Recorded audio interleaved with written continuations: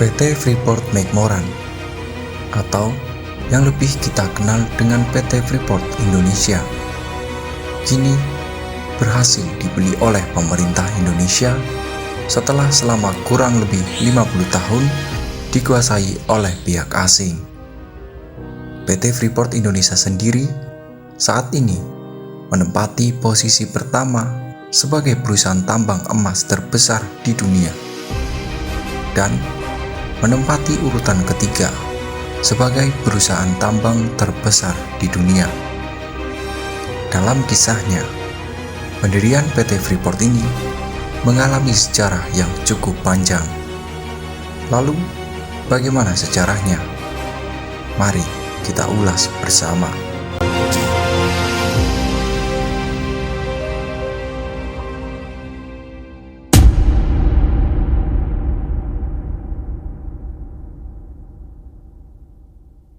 Penemuan tambang terbesar itu bermula ketika geologi asal Belanda mengunjungi Indonesia pada 1936 untuk menskala gletser Pegunungan Jayawijaya di Provinsi Irian Jaya di Papua Barat. Dia membuat catatan di atas batu hitam yang aneh dengan warna kehijauan. Pada 1939, dia mengisi catatan tentang Eresburg, bahasa Belanda untuk Gunung Ore, namun peristiwa Perang Dunia II menyebabkan laporan tersebut tidak diperhatikan. 20 tahun kemudian, geologis Fort Wilson bekerja untuk perusahaan pertambangan Freeport membaca laporan tersebut. Dia kemudian ditugaskan untuk mencari cadangan nikel, tetapi kemudian melupakan hal tersebut setelah dia membaca laporan milik Jean-Jacques Dosy. Dia bahkan sampai berhenti merokok dan melatih badannya untuk menyiapkan perjalanan untuk memeriksa Eresburg. Ekspedisi yang dipimpin oleh Fort Wilson dan Delphine menemukan deposit tembaga yang besar di Eresburg pada 1960.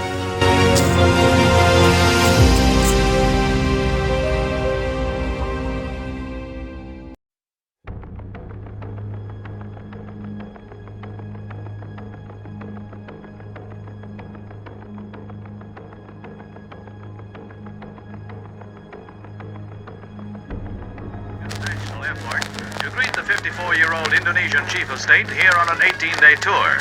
The U.S. sees in the visit an opportunity to show our sympathy and support for newly independent nations, such as Indonesia, formerly the Dutch East Indies. Although newly independent, Indonesia is neutralist. Presiden Soekarno diketahui memiliki kecenderungan ke sayap kiri. Hal ini bukan tanpa dasar. Bermula pada Juni 1960, ketika Soekarno mendatangi Gedung Putih atas undangan Presiden Amerika Eisenhower. Kala itu, Soekarno tidak disambut oleh Eisenhower dan bahkan dibiarkan menunggu di ruang tunggu dengan waktu yang lama. Alasan Gedung Putih karena Presiden Soekarno kala itu datang bersama pentolan PKI D.N. Aidit. Jauh sebelumnya, yakni pada tahun 1956, hubungan tidak harmonis Soekarno dan Eisenhower memang sudah terlihat. Banyak sumber mengatakan Soekarno kala itu ditolak ketika meminta bantuan pada negeri Paman Sam soal Papua Barat. Amerika kala itu beralasan karena Papua Barat masih dalam cengkraman aliansinya, yakni Belanda. Eisenhower sebenarnya memang tidak menyukai Soekarno yang cenderung memiliki sifat terbukanya kepada seluruh aliran ideologi, salah satunya PKI. Mengutip sejarawan Baskara Tulus Bardaya, dalam disertasinya berjudul Indonesia Melawan Amerika, Konflik Perang Dingin, Eisenhower sempat mengemukakan, ngomong-ngomong dengan uang seberapa juta dolar, kira-kira huru-hara apa yang kita bisa timbulkan di Indonesia sekiranya negara itu makin condong ke kubu komunis. Keterlibatan ini terbukti dengan tertembak jatuhnya pesawat bomber Amerika Serikat yang dikemudikan Allen Pope pada 18 Mei 1958. Setelah ditangkap, terkuaklah identitas Pope dari dokumen yang disita. Tersibaklah identitas Pope sebagai seorang agen dinas intelijen Amerika atau CIA yang menyokong pemberontakan Permesta. Indonesianis asal Australia Greg Paul Green menilai pergolakan politik di Indonesia pada era 50 hingga 60-an tak lepas dari campur tangan CIA. Dalam buku The Incubus of Invasion, Conflicting Indonesia Strategies of John F. Kennedy, Ellen Dulles yang dibedah di LIPI, Paul Green menyebut pemberontakan PRRI di Sumatera dan Permesta di Sulawesi sebagai bagian dari taktik CIA untuk memperkuat militer pusat di Indonesia untuk pada waktunya menghancurkan PKI dan Soekarno.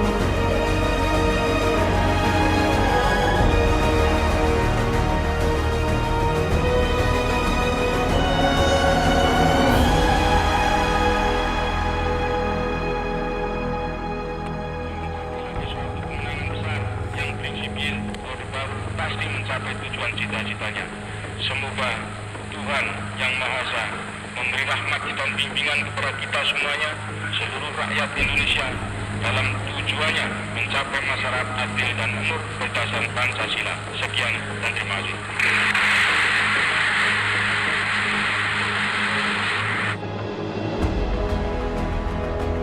(1967) adalah periode penting bagi keberadaan Freeport di Indonesia.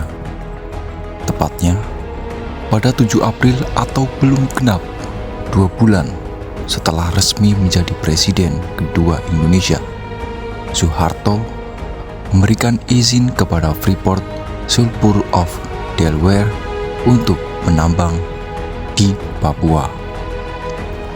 Selama masa pemerintah Orde Lama, Presiden Soekarno sama sekali belum pernah mengizinkan investasi perusahaan asing di Indonesia. Dengan kata lain, Freeport adalah perusahaan penanaman modal asing pertama di tanah air. Saat Orde Baru masih berumur jagung, ekonomi Indonesia terbilang masih karut-marut. Meletusnya peristiwa G30S dan huru-hara di sejumlah daerah pasca peralihan kekuasaan membuat situasi ekonomi tidak stabil.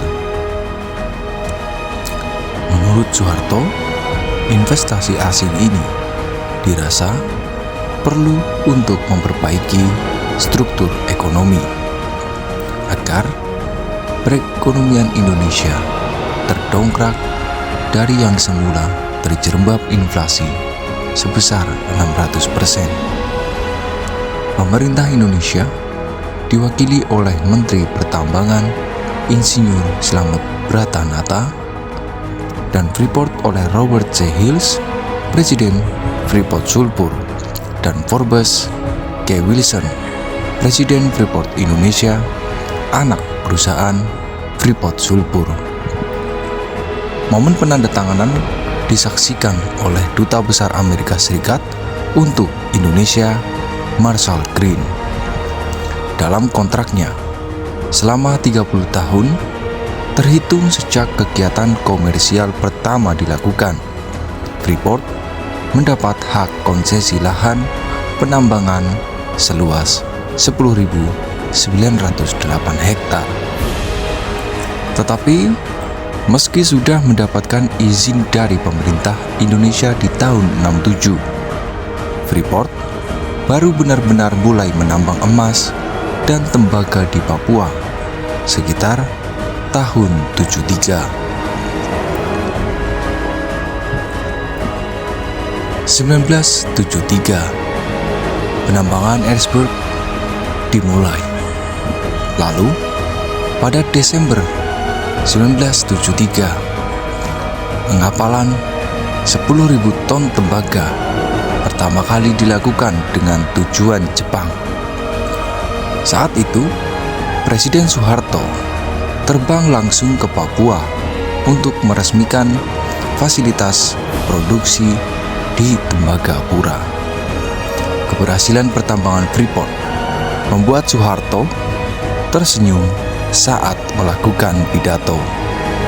Menurutnya, investasi Freeport di Indonesia adalah bukti kepercayaan investor menanamkan uangnya di Indonesia. Bagi Soeharto, masuknya Freeport ke Indonesia dapat menarik banyak investor asing masuk ke Indonesia, terutama yang terbesar adalah Amerika Serikat dan Jepang. Freeport diberikan izin menambang selama jangka waktu 30 tahun dalam skema kontrak karya yang bisa diperpanjang. Namun yang tidak banyak diketahui, di awal kehadirannya, ternyata Freeport sempat berkonflik dengan penduduk setempat, yaitu suku Amungme. Tercatat dalam kontrak karya pertama, royalti untuk pemerintah Indonesia dari penambangan tembaga yang dilakukan Freeport sebesar 1,5% dari harga jual.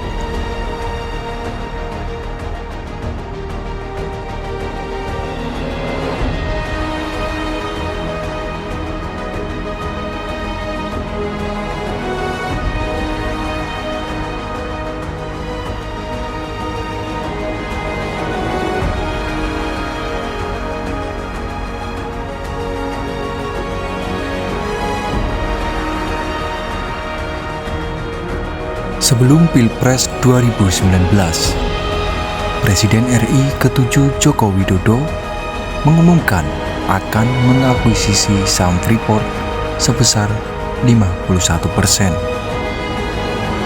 Upaya divestasi yang dilakukan oleh Presiden Joko Widodo kini telah membuahkan hasil. Dengan ditandatanganinya dokumen dan pelunasan transaksi pada hari itu, Indonesia kini resmi menguasai 51% saham PT Freeport Indonesia. Memiliki tambang emas raksasa di bumi Papua, namun dikelola oleh asing selama puluhan tahun, menjadi pecut semangat pemerintah Joko Widodo untuk merebut kembali PT Freeport Indonesia. Sejak kampanye dan terpilih menjadi presiden 2014, salah satu janji Jokowi adalah bisa mendivestasi saham PT Freeport Indonesia sebesar 51%. Artinya, dengan kepemilikan saham mayoritas Indonesia, bisa menjadi penguasa resmi di tambang emas tembaga yang ada di timur negeri. Setahun belakangan, langkah untuk merebut kembali Freeport dikebut oleh Jokowi. Rencana pemerintah Jokowi merebut Freeport dimatangkan dengan membentuk holding BUMN pertambangan dengan induk PT Inalum. Wacana pembentukan holding ini muncul sejak 2016 dan pada 29 November 2017 akhirnya berdiri. Juli 2018, progres signifikan akuisisi Freeport terjadi dengan ditandatanganinya Head of Agreement antara Inalum, Freeport McMoran, dan Rio Tinto terkait harga dan struktur transaksi. penandatanganan HOA kemudian dilanjuti dengan penekanan 3 kesepakatan di September 2018. Jalan panjang divestasi ini bahkan disebut Jokowi mendapat berbagai kemungkinan terburuk, salah satunya lepasnya Papua atau keberanian dari Indonesia. Kadang-kadang kita terbayang-bayang oleh ketakutan kita sendiri. Dulu waktu kita mau ambil Freeport kembali, mayoritas informasi yang saya terima memang semuanya menakutkan. Menakutkan semuanya. Nanti Papua akan guncang, Papua akan lepas.